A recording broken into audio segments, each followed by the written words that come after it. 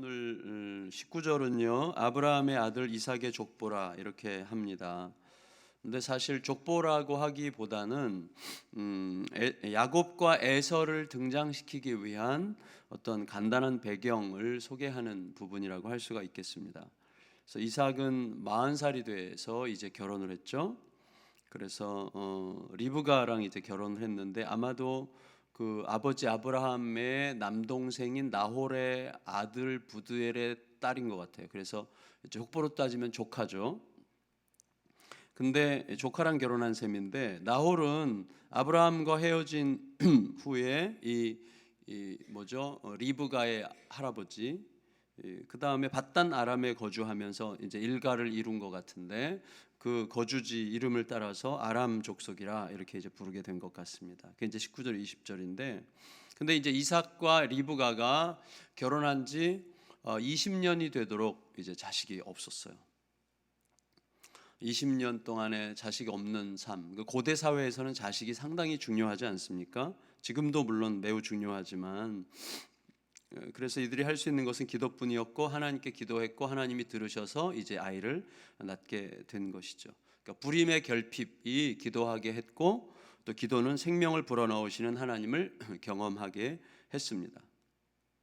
20년의 기다림은 헛된 시간이 아니죠. 20년의 시간은 긴 고통의 시간이지만 동시에 신앙이 깊어지는 시간이죠. 고통만큼이나 신앙이 깊어지는 것이 하나님의 이제 뜻이겠죠.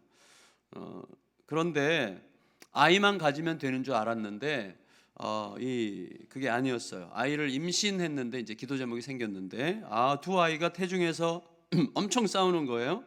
그래서 제가 저희 가까이 지내는 목사님에게 전화했어요. 그 딸이 쌍둥이라서 진짜 애기 걔네들은 이제 고등학교 2학년인데 태중에서 싸웠는가 그랬더니 글쎄 그 발짓을 싸웠다고 해석하면 싸움인데 잘 모르겠는데 이제 그러더라고요. 근데 이 두 아이는 보통 싸우는 게 아니었던 것 같아요. 아마도 이삭과 리브가가 우리 교회 다니고 있었다면 특세 때 새벽마다 이제 기도 제목 올렸겠죠. 우리 태중의 두 아이가 너무 심하게 싸우니까 이거 좀 기도해 달라고. 정말 당황스러운 상황이죠. 무슨 태중의 아기들이 서로에게 억하심정이 있어가지고 그렇게 부모가 걱정이 될 만큼. 그러니까 진짜 지금 이삭과 리브가가 당황했거든요. 이거 어찌해야 되는 건가? 그러니까 이게 도대체 부모가 걱정할 만큼 태중에서부터 그렇게 싸우니 이런 기도는 아마 세상에 없었지 않았겠어요? 태중에서 아기들이 싸우지 않게 해주십시오. 이런 얼마나 서로 발로 치고 싸우는지 이러다가 20년 만에 생긴 아이들에게 무슨 이상이 생기는 건 아닌지, 그렇죠? 정말 걱정이 많을 수밖에 없었죠. 그래서 하나님께 기도했어요. 근데 기도가 굉장히 인상적이에요. 기도가 하나님 얘네들 싸우지 않게 해주세요라고 기도하지 않았어요. 하나님 이런 경우에는 어떻게 하면 좋습니까? 이렇게 기도했죠. 22절 읽을까요? 22절 시작. 그 아들들이 그의 태 속에서 서로 싸우는지라 그가 이르되 이럴 경우에는 내가 어찌할꼬 하고 가서 여호와께 묻자온대. 근데 이 기도에 대해서 굉장히 의외의 그리고 매우 명쾌하고 충격적인 답을 주셨는데 하나님께서 뭐라고 그러셨습니까? 그들의 싸움이 하나님의 계시라는 거예요. 그들의 싸움이 장차 일어날 일에 대한 하나님의 계시라고 이제 설명을 하시는 것입니다. 그러니까 이 아이들은 자손에 이르기까지 계속 싸우게 될 것이다. 내버려둬라. 이런 말씀이죠. 그러니까 두 아이 사이에는 하나님의 구원의 비밀이 있는 거죠. 하나님의 구원의 비밀. 하나님의 답은 굉장히 이제 거시적인데 두 아이는 한 태중에서 나온 한 형제지만 결국 이 각각이 두 국민을 이루게 돼. 한 형제인데 두 국민을 이룬다는 게 좀 어색하죠. 한 형제인데 각각 두 나라의 시조가 될 거라는 거죠. 두 나라의 시조가 돼서 하나는 이스라엘의 조상이고 하나는 에돔의 조상인데 이 두 국가의 시조가 될 것인데 이 두 나라 골고루 잘 살면 참 좋겠지만 한 나라가 다른 나라보다 강할 것이로되 동생이 더 강할 것이기 때문에 형이 동생을 섬길 것이다. 이제 이렇게 말씀하시는 것이죠. 그래서 결과적으로 보면 우리가 2주 전에 그 유다 왕 아마시아 에 대해서 생각했잖아요. 웬만큼 괜찮은 신앙의 확실한 패배에 대해서 이야기했는데 아마샤가 에돔을 정벌하잖아요. 에돔. 그러니까 야곱의 후손 유다가 형 에서의 후손 에돔 족속을 지배하는 구조에 대해서 이야기를 했죠. 동시에 이번 주 우리 큐티 본문에 오바댜가 나왔잖아요. 오바댜는 에돔 족속의 멸망에 관한 말씀이죠. 이게 묘하게 맞아 들어가는 것 같은데 어쨌거나 이삭과 리브가의 임신과 출산의 이야기는 일종의 하나님의 구원의 역사, 소위 구원사를 위한 포석이라고 할 수 있는 거죠. 하나님의 구원의 역사를 위한 포석이에요.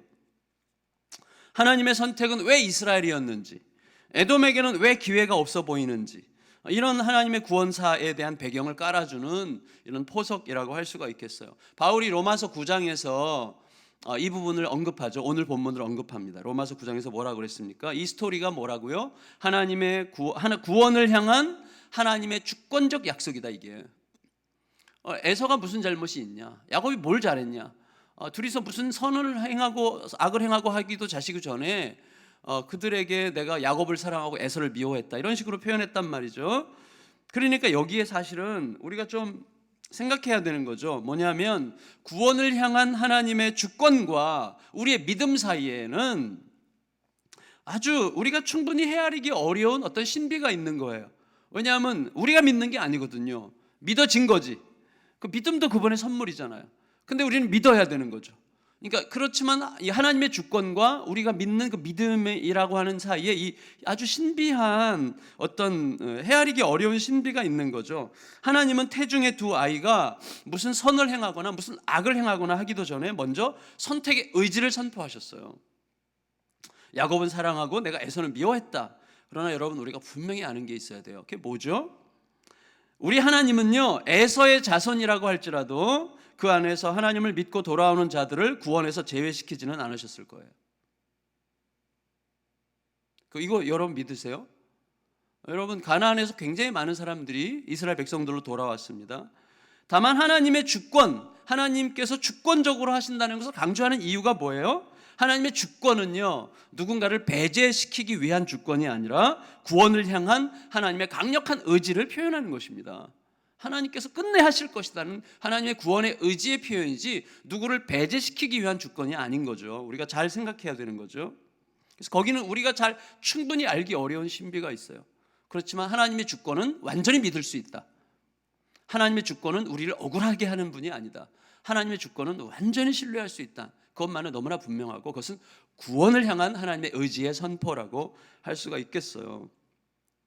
어제 본문은 여러분 참 흥미롭죠? 어제 본문, 어제 새벽 본문, 어제 큐티 본문 아시죠? 아브라함이 이제 뒤늦게 늦장가를 갔어요. 참 신기한 거죠. 굉장히 신기해요. 그래서 아브라함이 그러면 저는 이렇게 생각했어요. 어제 아침에 큐티하면서 이거 뭐지? 그러면 이거 뭐 옛날부터 우리가 알았던 말씀이지만 그러면 아브라함이 그렇게 힘들게 이삭을 낳았다는 게 너무나 이제 빛이 바래는 거 아니겠어요? 이삭을 낳은 다음에도 137세인가에 돼가지고 그 이후에 140세가 다 돼가지고 후처를 얻었는데 애를 6이나 낳았으니 이거 100세에 이삭을 낳았다는 것이 너무 빛이 바래는 거 아닌가 이런 생각이 하는데 또 한편으로 이런 생각이 들더라고요. 하나님의 정말 구원의 의지, 하나님 약속의 성취의 의지가 얼마나 강했으면 아브라함에게 100세 때 임한 그 하나님의 그 약속을 이루시기 위한 그 의지가 140세가 넘도록 이제 계속 이어지는 거죠. 그래서 아브라함을 완전히 회복시키신 것 같아요. 너무나 강하게. 근데 그런 생각을 하게 됐는데, 근데 거기에 보면 아브라함이 뒤늦게 후처를 얻어서 6명의 자녀를 낳았다는 이야기와 함께 또 갑자기 뜬금없이 불현듯 이스마엘의 족보를 거기 기록하고 있단 말이죠. 이스마엘의 족보를. 그것 역시 하나님의 구원사를 위한 포석과 같은 거 아니겠어요? 하나님은 창세기 15장에서 아브라함에게 무슨 말씀하셨습니까? 너의 자손이 내가 너의 자손을 크게 번성하게 할 것인데 너의 자손이 나중에 이제 한 나라에 가서 그 애굽이지만 그곳에 가서 400년 동안 학대를 당하고 힘든 생활을 하다가 결국은 거기서부터 빠져나와 국가가 될 것이다. 한 나라가 될 것이라는 식의 예언의 말씀을 주시지 않았습니까? 그런데 아브라함의 후처 구두라를 통해서 난 6명의 자녀 중에 누가 있어요? 미디안 있잖아요. 미디안의 후손이 나중에 요셉을 애굽으로 데리고 가죠. 이스마엘은 엄마가 어디 출신이에요? 애굽 출신이죠. 애굽 출신. 여러분, 아브라함 안에 이미 담겨 있는 요셉의 이야기가 있는 거죠. 아브라함의 이야기 안에는 이미 요셉의 이야기가 있고, 그다음에 애굽의 이야기가 이미 들어 있는 거죠. 이스라엘이 아브라함의 서자인 미디안의 후손을 통해서 애굽으로 가게 되는 이 영적 구도는 이스라엘을 약속 밖의 자녀인, 약속 밖에 있는 자녀인 애굽의 아들 이스마엘과 구별하기 위한 구도였죠. 그리고 이스라엘은 애굽으로 가서 한 큰 민족을 이루어서 애굽으로부터 독립하기 위해서 애굽을 떠나 약속의 땅으로 가는 긴 여정을 밟게 되죠. 그러니까 하나님의 이 모든 스토리들은요, 서로 이렇게 엮어져 가지고 하나님의 구원의 역사들을 이렇게 이루어가는 거예요. 제가 지난 작년에 이제 그 동아시아 선교회 중국에서 이제 거기 이제 노회 제가 참관 회원인데 중국에서 생긴 최초의 노회인데 거기 갔다가 산동 지역에 리인이라는 도시가 있어요. 거기에 그 교회 이제 수백 개 교회의 이제 리더의 위텐진 목사님이라고 계신데 그분이 집회를 요청하셨어요. 그래서 이제 고민하다가 이번에 갔어요. 지난 월요일 날 갔다가 제가 어제 왔는데 그 가정교회 지도자들이 모여서 이제 그 집회하는 거 신학생들이라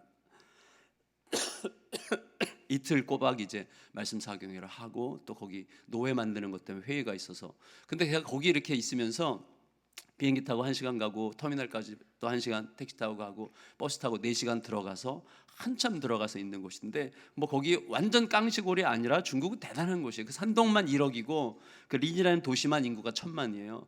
그런데 거기서 가만히 이제 숙소에 앉아가지고 이렇게 생각하는데 내가 여기에 왜 있지? 이런 생각을 이제 하게 됐어요. 그러니까 역추적을 했더니 위티엔지엔 목사님이 저를 초대한 거고 위티엔지엔 목사님을 만난 것은 제 멘토 돌아가신 차영규 선교사님 때문이고 차영규 선교사님을 제가 만나게 된 것은 우리 옆집에 조미양 자매가 살았기 때문이고 조미양 자매를 만난 것은 제가 그 집 김한식 장로님네 집에 새 들어갔기 때문이고 김한식 장로님을 만난 것은 김소택 목사님이 저를 그쪽 교회로 오라 그랬기 때문에 김소택 목사님을 만난 것은 예중탁 목사님을 만났기 때문인데 예중탁 목사님을 만난 이유는 제가 하나님께서 앞산에 있는 그 절에서 나오는 불경 소리와 목탁 소리와 함께 예수 나를 오라 하네라는 찬송 소리가 들리면서 주님께서 나를 부르셔서 그 교회에 처음 간 거거든요.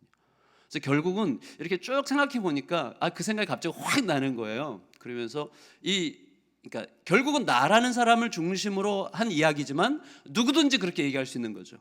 근데 그 끝에는 항상 하나님의 부르심이 있는데 하나님의 부르심과 이어지면서 수많은 만남들이 이렇게 네트워크가 이루어지는데 그 모든 네트워크들은 뭡니까? 결국 이기적으로 말한다면 나의 구원의 모든 여정을 위한 이 하나님의 포석들이죠. 근데 그 포석 중에서 엮어진 누군가에게는 내가 그 사람의 구원의 역사를 위한 포석이죠. 그런 식으로 지금 이렇게 엮어가는 거죠. 우리 여기 계신 모든 동역자들도 마찬가지란 말이죠. 초점은 어디에 있는가 하면 딱 하나예요. 이스라엘 백성들이 애굽에 들어가 입애국, 출애굽의 반대 입애국이죠. 애굽에 들어갔다가 애굽에서 한 큰 민족을 이루어 나와 약속의 땅으로 들어가는 이 구원의 과정. 그리고 이 모든 구원의 과정에서 구원자를 필요로 하는 이 갈망, 이 모든 것들을 우리에게 보여주면서 그리스도를 향하게 하는 내용으로 지금 구성되고 있는 중인 거죠. 그 밑그림을 지금 그리고 계신 것이죠.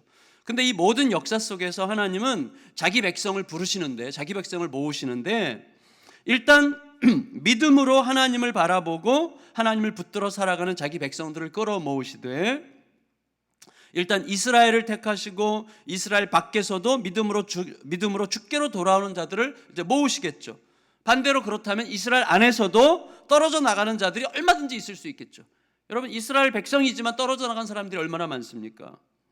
기준은 하나예요. 하나님 중심성과 믿음이에요.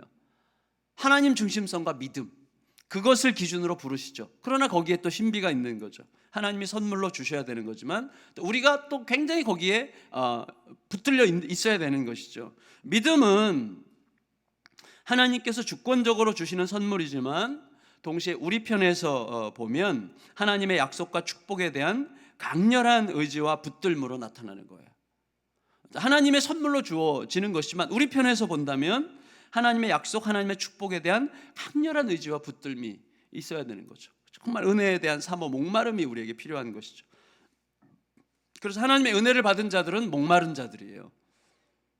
심령이 가난한 자는 복이 있나니. 그게 무슨 말이에요? 하나님의 부르심을 받은 자들은 심령이 가난하다는 거예요.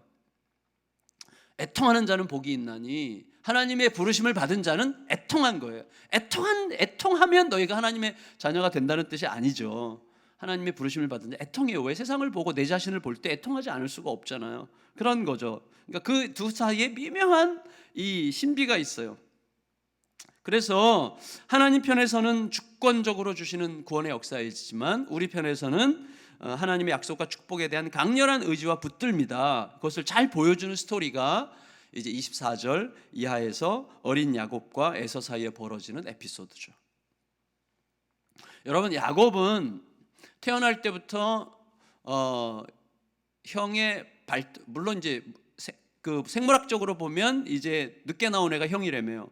그런데 어쨌거나 우리의 세상에서 늦게 나오면 동생이니까. 그래서 형의 그 발뒤꿈치를 붙들고 나왔어요. 그래서 발뒤꿈치를 붙들었다는 뜻이 이제 야곱인데, 이제 이게 이 뜻이 나중에는 이제 사기친다, 누구를 이제 사취한다 이런 식의 의미로도 이제 발전을 하는 건데, 어쨌거나 부모가 애들 이름을 너무 쉽게 줬으니까 우리는 지금 미리 다 정해놓는데 이 집은 태어나는 거 보고 진 거예요.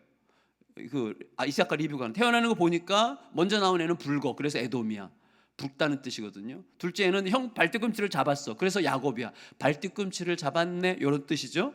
그래서 에서 야곱 이렇게 졌어요. 별로 이제 기도를 많이 했을 텐데 이름을 미리 정하진 못했고 보이는 대로 이제 이름을 정했는데,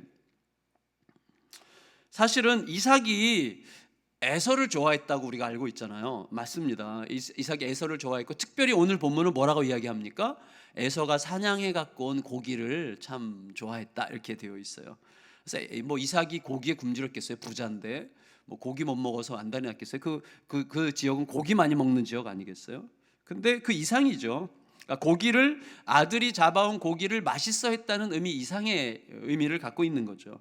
어린 시절부터 결혼할 때까지 이삭은 굉장히 외로웠을 거예요. 혼자죠, 혼자.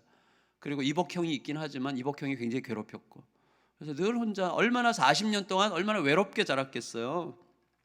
그래서 이 외롭게 자라온 이삭은 이 고기가 음식으로 차려지기까지의 과정에서 느껴지는 그 에서의 느낌 있죠. 뭐가 있어요? 활력이 있고 용기가 있고 남자다움이 있고, 이런 것들을 아마 되게 좋아하지 않았을까, 그런 생각을 이제 하게 되죠. 자식은 다 똑같지만 똑같지 않죠, 솔직히. 마음이 좀 더 가는 자식 있죠? 없으세요? 없구나. 저는 좀 그런 것 같아요. 부모가 자식이, 야, 10손가락 깨물어서 안 아픈 손가락 있냐? 있는 것 같은데요. 없나요? 리브가는 야곱을 좋아했어요. 야곱을. 자기 오빠 라반의 이제 나중에 이제 야곱과 이 자기 외삼촌, 그러니까 리브가의 오빠 라반과 야곱 사이에 이제 막 싸움이 있잖아요. 그때 라반의 성격 보면 라반이 엄청나게 다혈질인데다가 열정이 대단하고 욕심이 대단하고 막 막 대책 없는 열정이 있는 사람이에요, 라반이. 그래서 아마 그 오빠랑 살면서 오빠한테 질린 것 같아요, 리브가가. 그래가지고 에서보다는 그 야곱의 용의주도하고 계획적인 기질을 좋아했을 것 같습니다. 그래서 좋아했어요, 야곱을. 근데 그 대표적인 사건이 이제 29절 이하에 등장하는 팥죽 사건이죠. 팥죽 사건. 저는요, 이 팥죽 사건 보면서 이번에 다른 사람보다 뒤늦게 깨달은 것 같은데, 이미 그렇게 느낀 분들이 계시겠지만, 야곱이 진짜 용의주도하다. 그 팥죽 사건은 제가 볼 때, 이번에 깨달은 건데 야곱의 전략이에요. 그러니까 야곱은 팥죽 사건이 우연히 생긴 게 아니라 야곱이 만든 사건이라는 것을 제가 느꼈어요. 이거 야곱이 만든 거다.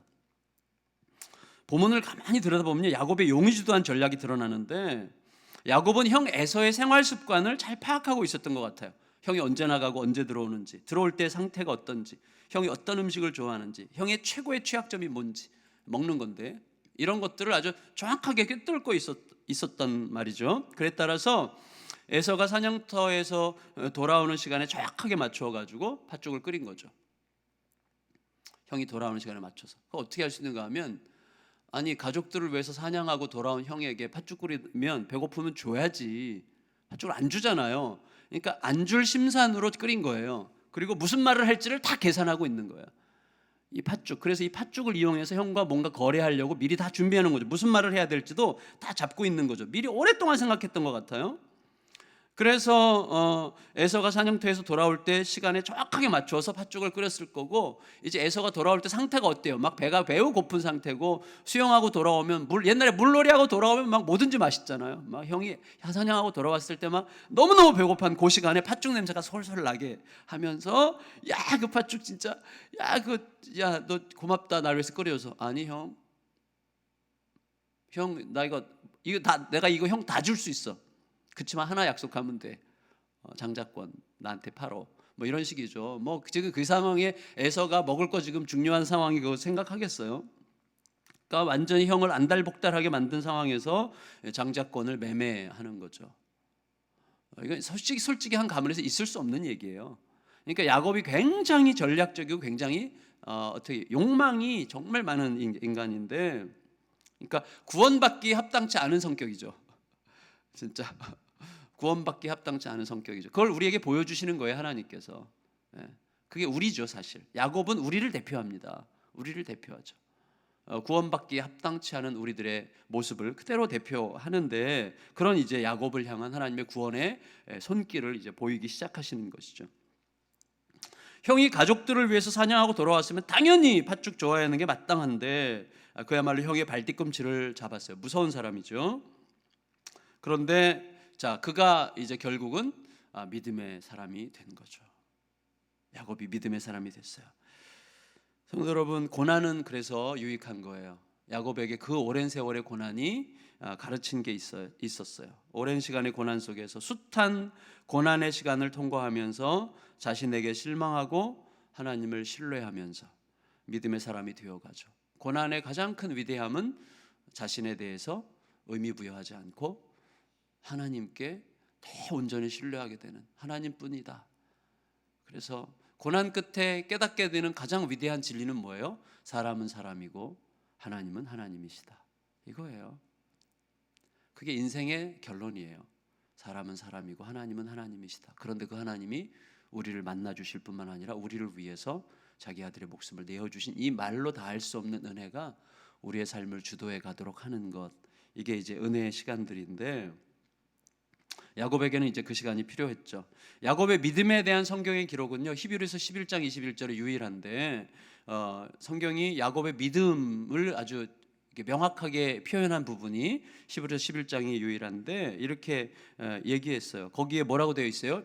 야곱은 믿음으로 침상에서 자기 아들들을 일일이 축복했고, 그 다음에 지팡이 머리에 의지하여 하나님을 경배했다, 이렇게 되어 있어요. 그걸 믿음이라고 해석했어요. 믿음으로 야곱은 아들들을 일일이 축복했고 지팡이 머리에 의지하여 하나님을 경배했다, 이렇게 기록하고 있어요. 죽을 때 어떻게 했는가? 이게 중요하죠, 여러분. 믿음의 진실성은 그가 죽을 때 어떻게 했는가와 굉장히 밀접하죠. 죽을 때 드러나는 거예요. 죽을 때. 제가 전에 한번 말씀드렸죠. 진짜 옛날에 강남에 그 강남병원이라고 있어요. 강남병원, 강남경찰서 맞은편에 그 병원에 신방을 갔는데, 다른 방에서 막 누가 아글아글 쓰고 소리를 지르는 거예요. 어떤 분이 막 나 죽는다 막 이러면서, 이제 교회 다니는 분이었는데 죽는다 그러면서 막 얼마나 악을 쓰면서 안 돼, 나 데려가면 안 돼, 뭐 이런 식으로 하더라고요. 여러분, 신앙생활을 오래 했다고 하는 것도 중요하지만 사실 죽을 때 우리의 모습이 되게 중요한 것 같아요. 어릴 때는 단지 수단 방법 가리지 않는 경쟁적인 욕망으로 형의 약점을 이용해서 하나님의 축복을 갈취하려고 했던 야곱이에요. 그런데 이제 죽을 때 어떻게 했어요? 그 입에서 나가는 마지막 말이 축복이었다는 거죠. 축복. 자기의 고생 많은 인생을 한탄하고 저주하지 않고 자녀들을 축복했어요. 근데 그가 그렇게 최후의 순간 축복의 언어를 쓸 수 있었던 굉장히 중요한 이유는 그가 예배자였기 때문이에요. 그는 끝내 예배자로 인생이 끝났어요. 그러니까 야곱에 관한 성경 전체의 마지막 표현은 야곱이 예배했다는 거야. 죽는 순간 예배했다. 임종 직전까지 예배자였어요. 그는 지팡이 머리에 의지해서 하나님을 경배했어요. 다시 말하면 야곱은 눕지 않았어요. 하나님을 경배하기 위해 자리에서 일어나 앉았어요. 말년의 야곱의 고백은 이거였다고 할 수 있는 것입니다. 이 야곱의 태도가 보여주는 고백이 뭐예요? 하나님이 전부이십니다. 하나님이 모든 것이십니다. 오직 하나님의 뜻대로 살 뿐입니다. 그것이 저의 유일한 목적이었어야 했다는 것을 알게 되었습니다. 이거죠. 여러분, 바로 이것이 우리들의 이 많은 역사적 복잡성 사이에서 우리들의 삶 하나만 보더라도 얼마나 복잡해요. 그런데 누가 이 많은 역사적 복잡성 사이에서 하나님의 백성으로 남게 되는가 하는 질문에 대하여 본문이 우리에게 답하는 거예요.